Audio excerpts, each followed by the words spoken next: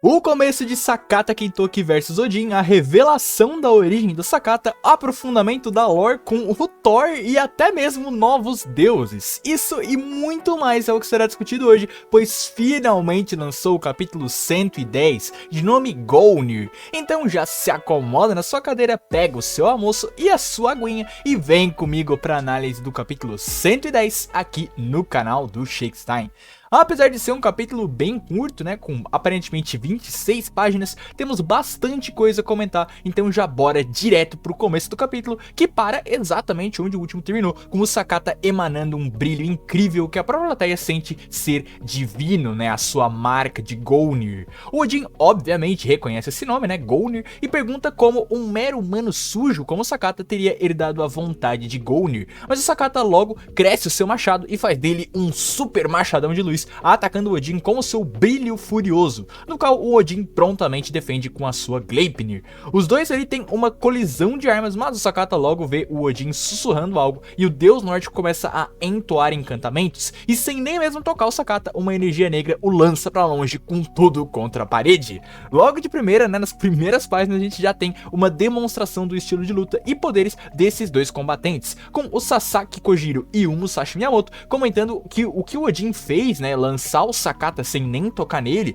não foi uma técnica como os humanos fazem, mas sim um poder. Ou seja, o Odin basicamente não tá fazendo técnicas como os humanos fazem, né, os movimentos corporais, etc, né. Ele pode então entoar ali, né, cantos, como ele fez agora, que seriam, né, poderes divinos. E aparentemente esse será ao menos uma parte do estilo de luta do Odin, ele entoando cantos para poder soltar, né, esses poderes. Vamos ser sinceros, é tipo uma magia, né, o Odin ele solta magia divina, basicamente é isso. Coisa que a galera aí, né, da comunidade tinha muita expectativa para realmente ser o que o Odin pode fazer. Agora basta ver se ele só consegue entoar essas magias que empurram, né, puxam, etc, ou se ele vai ter um leque maior de magias. E claro, se ele pode só fazer isso ou se ele vai ter mais algum outro destaque, né, como por exemplo a lança dele, né, coisa que provavelmente vai ter sim.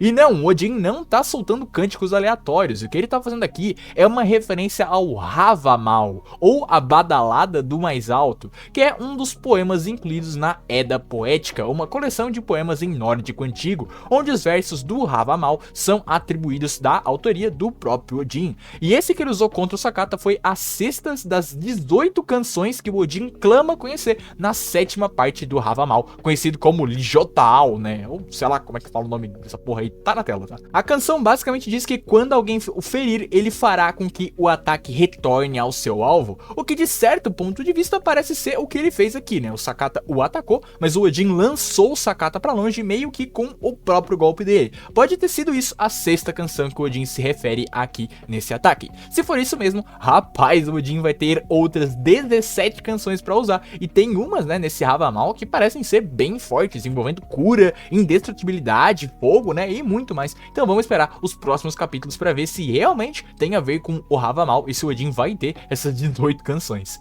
E créditos ao membro Ecto lá do Discord da comunidade, que foi quem descobriu aí a ligação, né, dessa canção do Odin com o Havamal, beleza? Muito obrigado, Ecto. Falamos do Odin, então agora vamos falar do Sakata, né? A gente já viu ali o seu machado, né, que ele consegue crescer de tamanho. Ele na realidade estendeu a lâmina dele com esse brilho, lançou parte do brilho contra o Odin, então atacou, né, o deus com essa lâmina aumentada, né? E essa extensão da lâmina sendo exatamente esse brilho que ele também lançou. E eu já vou comentar sobre esse brilho do Sakata, então fica aí porque a teoria do final do vídeo vai ser braba, tá? Já aproveitando que terminamos a parte do combate, deixa eu te lembrar de deixar o like e se inscrever aqui no canal. Se você tá vendo o vídeo até aqui é porque gosta de Shumatsu, então se inscreve para acompanhar os conteúdos épicos desse mangá de deuses e humanos que tá na reta final, né? E aqui no canal do Shakestein é onde você vai poder acompanhar tudo com detalhes, né? As melhores teorias, as melhores análises de batalha, né? As melhores análises das rodadas do mangá. Então eu te convido a se inscrever se ainda não tiver inscrito para apoiar o canal na meta dos 8.000 inscritos. E claro, se você já tiver inscrito, compartilhe com os seus amigos para eles se inscreverem também, beleza? Voltando pra luta, temos o Odin olhando ali o Sakata e fazendo uma citação ao seu filho, né, porque ele tá com os 3 pontinhos clássicos, né, da família nórdica linda, né, que o Thor e o Odin não falam nada, né, ficam nesses 3 pontinhos. Aliás, esse capítulo tá com painéis muito legais, esse daí realmente é um painel bem maneiro, eu como youtuber agradeço bastante, porque os painéis são bem legais de usar no vídeo. Enquanto o Sakata se levanta, Zeus pergunta a Brunhilde o que foi aquilo, né, como que o Sakata tinha a marca de Golnir em suas mãos. O Zeus cresce cresce de tamanho ali, estoura os músculos, tudo, né? Bem legal esse Zeus musculoso que a gente via só no traço antigo, agora no traço novo do mangá, né? Bem interessante. E apesar disso, a Brunilde nem liga pra ele e pergunta, né? O Zeus pergunta a ela quem que é o Sakata, né? Dizendo que ele não só estava usando o poder divino, como ele também tinha a marca dos deuses primordiais em sua mão.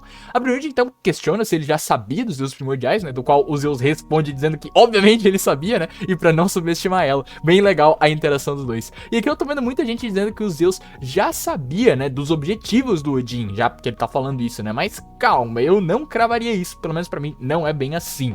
Com essa cena a gente pode cravar que o Zeus sabia que o cosmos não foi originado naquela lenda lá, né? Os deuses primordiais que não aguentaram o seu próprio poder, e sim que os deuses primordiais guerrearam entre si, né? No crepúsculo dos deuses, e essa marca aí seria o símbolo deles, né? O símbolo dos deuses primordiais. Mas que o Odin especificamente quer reviver, né? A Yggdrasil, não tem como cravar exatamente o que o Zeus sabe. Apesar de que talvez ele realmente saiba mesmo, ele é um cara que tem muito conhecimento, né? Ele é um cara bem esperto, mas tem que esperar pra ver pra gente poder cravar, né? De certeza. Coisa que provavelmente vai ser revelado já nessa luta mesmo. Zeus pergunta então o que é o Sakata e a Brunilde explica que inegavelmente ele é um humano, mas um humano que herdou o sangue de um deus primordial, que tem o sangue de um deus primordial em suas veias. Odin então aponta que Sakata tem a runa de Dagaz, né? Que é essa runa, né? Com o D, né? Ela representa o D, né? Nesse alfabeto rúnico, né? Que ele tem. E que ele herdou a vontade de Gonir, perguntando o que ele sabe, né? Com o Sakata logo soltando o papo e dizendo que sabe que o Odin era um deus sem nome, né? O Nameless God.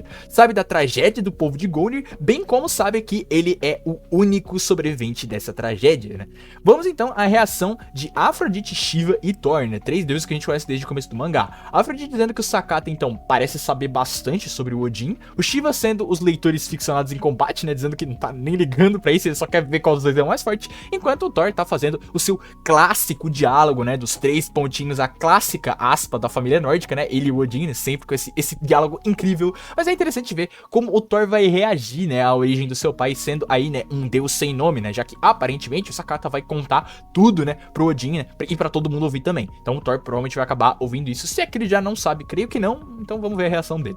Enquanto vemos o Odin falando o nome de Gonir, né? O mangá nos mostra um local completamente destruído, bem parecido com o lugar do selo da Yggdrasil nos confins do mundo, com um homem baixinho, ensanguentado, escrevendo um livro, o livro de Gonir, né? O mangá diz então que havia um grupo de lamentáveis deuses que foram expurgados da história do Valhalla, uma tragédia nascida da crença de um deus primordial, uma história que foi revelada no Ragnarok, a verdade do mundo. Então o mangá corta para nós leitores, vendo uma deusa belíssima, muito bonita, florescendo uma flor com os seus poderes. O nome dela era Eirin, né, que é instantaneamente chamada por um deus baixinho que começa a falar de sua nova invenção, uma luva de oricalco fina que se junta à pele do usuário, capaz de defender qualquer golpe, né, o escudo supremo. Eirin diz que tá feliz por ele, enquanto Gonir elogia sua amada esposa e diz que a luva se chama Jangrenpyr. Sim, as luvas do Thor, as Jangrenpyr, que ele usa pra proteger, né, o Mjolnir da sua enorme força, né, que o Lubu destrói lá no round 1. São um tesouro sagrado primordial, criado pelo deus primordial, o grande deus inventor Gonir, que termina o capítulo dizendo que a sua grande motivação de vida é criar coisas que ninguém nunca viu. E com isso terminamos o capítulo, mas essas últimas 3, 4 páginas tem tanta informação que já dá pra tirar muita coisa do passado do deus sem nome, que era Odin, né, da Eirin, do Gonir e até mesmo do próprio Sakata. Então vamos lá. Primeiramente, como Sakata diz, Odin, ou o deus sem nome, né, como eu vou me referir a ele de agora em diante, era do povo de Gonir, que creio que vai ser uma espécie de vilarejo, ou um povo mesmo, né, que era liderado pelo Gonir, um deus primordial que sobreviveu ao crepúsculo dos deuses nos tempos primordiais, bem como a sua esposa, a Eirin, também sobreviveu. Um dos deuses de menor escalão dessa tribo seria o nosso deus sem nome, um personagem que o mangá já havia dito ter obsessões obscuras em seu coração. Vemos até ele indo até a Gran do Odin e achando ela por meio de, olha só, o livro de Gonir. Minha teoria é que, além das suas invenções, o Gonir era um deus que gostava de pesquisar e estudar muito. Conhecimento para ele era muito importante, até mesmo o mais perigoso dos conhecimentos. Afinal, era conhecendo, né, esses perigos que eles saberiam como lidar com eles. O Gonir lutou no crepúsculo dos deuses, inclusive eu acho que ele foi o cara que deu a ideia de selar eles, ele provavelmente foi o cara que bolou ali, né, o selo, sendo um cara aparentemente muito esperto e inventivo, né, e ele sobreviveu ao crepúsculo dos deuses, e escrevendo sobre o selo primordial que selou os 4 deuses da Yggdrasil Yggdrasil em seu diário pessoal, o livro de Gonir. Não para que alguém pegasse esse conhecimento e salvasse os 4 deuses, mas sim para alertar qualquer um que lesse daquilo do perigo de libertá-los. Entretanto, o Deus sem nome, que tem, né, essa escuridão em seu coração, pegou essa informação do livro de Gonir e foi atrás da Gran, achando ela e se tornando então Odin, o Deus supremo que a gente conhece.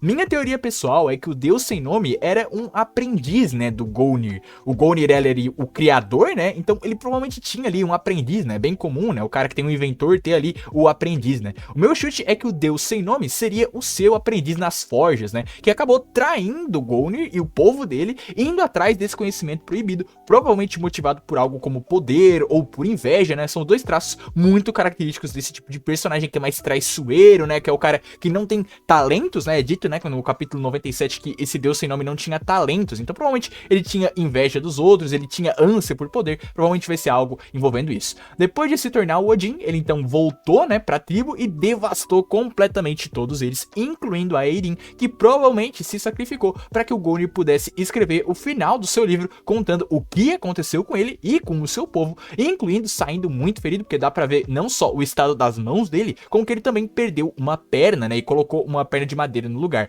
sendo esse livro que ele tá escrevendo o livro que o Sakata acabou tomando conhecimento, né, provavelmente ali no período dele como humano em Midgard, ou alguém tomou conhecimento do livro e falou pra ele, né, e também esse é o mesmo livro que o Beelzebub tomou contato quando ele achou, né, ele já todo carcomido no submundo e leu ali aquela profecia, né, do retorno do Odin, né, que ele eventualmente leria, que provavelmente é o que o Gonir tá escrevendo aí todo ferrado, né. Isso bate tanto, né, que o Sakata diz que ele é o Deus sem nome, sendo o único sobrevivente do povo de Gonir, enquanto o Siegfried diz que após tomar a forma de Odin, o Deus sem nome dominou o panteão nórdico, ou seja, provavelmente ele destruiu a vila do Gonir e já fundou ali, né, naquele mesmo lugar, um novo panteão, que seria o panteão nórdico que a gente conhece. As peças estão se encaixando, hein? Agora, se eu disser pra vocês que eu acho que o Sakata não tem o sangue de Gonir, ou melhor, que ele tem o sangue de Gonir, né, ele diz isso, ele herdou a runa dele, ele sabe da história do povo dele, mas ele tem os poderes não do Gonir em si, mas da sua esposa, a Eirin. Como foi mostrado pra gente, a Eirin é a deusa primordial da luz, e o Sakata nesse capítulo teve habilidades todas baseadas em luz. Ele lança luz pelo machado, ele aumenta sua lâmina com luz, e a Brand falou no último capítulo que a Valkyria dele permite que o Sakata use o seu poder do seu sangue, né, em plenitude total. Ou seja, o Sakata provavelmente tá usando as habilidades do Eirin aqui na batalha, já que ela sendo a esposa do Gonir, também é do sangue do Sakata, né? O Sakata não é descendente só do Gonir, mas dela também, porque eles são marido e mulher. E o próximo capítulo vai ser muito trágico, pois a gente vai ter a história do Gonir e do seu povo sendo completamente destruídos, e também o flashback de Odin, ou melhor, do Deus sem nome, finalmente chegando pra gente, como foi constado no adiantamento do próximo capítulo, revelando enfim a verdade oculta do mundo, quem é o misterioso deus Gonir. Então com isso veremos no próximo capítulo o flashback de Odin, qual era a ambição profunda no coração do deus sem nome, a sua relação com Gonir e claro, qual a tragédia que aconteceu com todos eles. E só de olhar o estado do Gonir que o capítulo de hoje mostrou, podem ter certeza que teremos um dos capítulos mais tristes e trágicos de todo o mangá. Eu particularmente estava esperando muito que algo assim acontecesse. Pra mim faz muito tempo que Shumatsu não tem um flashback realmente marcante, assim, acho que o último que a gente teve foi tipo do Beelzebub, sabe? Então eu tô muito na expectativa pra esse flashback do Odin ser realmente um flashback que, cara, vai fazer muita gente chorar ou vai fazer muita gente ficar muito impactada com a tragédia que vai acontecer. Aliás, se você quiser um vídeo aqui no canal comigo detalhando exatamente o que vai acontecer nesse flashback do Odin, né? Basicamente aprofundando e elaborando a minha teoria que eu comentei agora atrás no vídeo, deixa aí nos comentários que se tiver bastante pedido, eu posso fazer esse vídeo de teoria bem completinho pra vocês, beleza? Agora eu quero saber de você curtiu o capítulo? Ele foi bem curto, mas mesmo assim teve muito conteúdo, né? Não à toa que o vídeo tá até que bem longo. E eu particularmente curti demais, me deixou muito empolgado mesmo. Teve a habilidade do Sakata, teve a habilidade do Odin, teve personagem novo e teve construção incrível pro flashback do Deus Sem Nome. Então comenta aí embaixo o que você achou desse capítulo, qual a sua expectativa pro próximo capítulo e claro, se inscreve para acompanhar essa luta destinada e primordial inteirinha aqui no canal. Como sempre, agradecimento aos boosters do servidor Discord Falha, Doma, Rio, Lins e só apenas um John, e aos membros General de Guerra João VRK, Vitor Emanuel, Omni, Arthur Luiz, Alex Aidan, Kim Chan, Ariel, Saif, The Son of Light, Tetel, Martinho D e Isadora Dotto por apoiarem diretamente o canal. E meus agradecimentos a você que ficou até aqui, um abraço e até mais.